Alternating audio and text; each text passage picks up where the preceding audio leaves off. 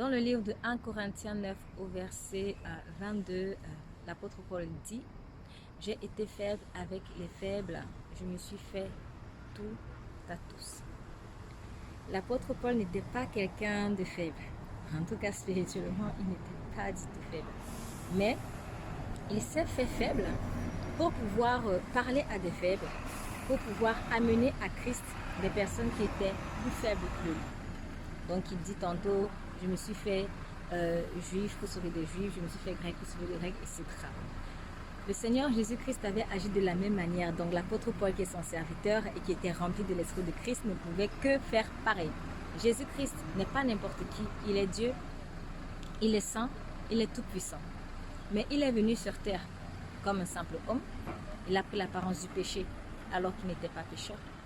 Il s'est fait pauvre alors qu'à lui appartiennent l'or et l'argent.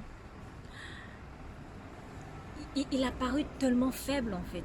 Il a paru même comme un mécréant. Parce qu'il est mort à la croix comme un mécréant. Alors qu'il était innocent. Donc le Seigneur Jésus, parce qu'il t'aime tellement, il va arriver dans ta grotte. Il va prendre ta condition de faible pour pouvoir parler avec toi.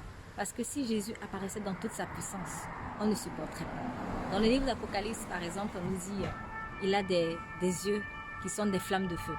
Imaginons Jésus-Christ marcher dans les rues d'Israël, ou en Samarie, ou à Jérusalem, et tu ne vois que du feu dans les yeux. Mais beaucoup de personnes auraient fui. Jésus est venu très très simplement. Mais ce n'est pas aussi parce qu'il paraissait peut-être sans protection et qu'il ne marchait pas avec des gardes de corps, et bien qu'il n'était pas l'Éternel des armées. Il est l'Éternel des armées. Il a dit à Pierre: ne penses-tu pas que je puisse demander à mon Père de m'envoyer maintenant 12 légions d'anges? Pierre voulait le défendre avec une épée, avec un couteau. Bref, quand on ne connaît pas vraiment Jésus, on ne peut pas le sanctifier. C'est la méconnaissance en fait de Dieu qui fait en sorte qu'on n'arrive pas à sanctifier son nom. Il y a des personnes que Dieu va envoyer dans ta vie qui sont vraiment de très très grandes personnes. Ce sont de très très grandes personnes dans l'esprit. Mais si tu les vois comme Monsieur Tout le Monde, Madame Tout le Monde, si tu n'arrives pas en fait à honorer ces personnes-là, ça va être très très difficile d'entrer dans ta bénédiction. Il ne faut pas oublier, Jésus n'avait même pas pu faire certains miracles dans sa propre patrie. Pourquoi? Parce qu'on a dit: ah, n'est-ce pas le fils de charpentier? Bref, c'est quelqu'un comme nous là, on le connaît ici, il marche ici, il mange avec nous dans le quartier et tout. La familiarité. Cher ami, fais attention. Parce que avec cette familiarité, c'est un gros poison et le diable s'en sert.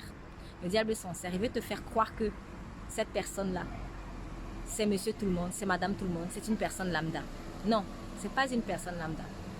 Mais si tu veux apprendre à savoir qui est qui dans l'esprit, apprendre d'abord à sanctifier le nom de Dieu. Mets Dieu à part. Mets Dieu à part. Sépare ce qui est vil de ce qui est précieux. Et tu pourras voir dans l'esprit qui est qui et discerner même les saisons que Dieu est en train d'envoyer dans ta vie.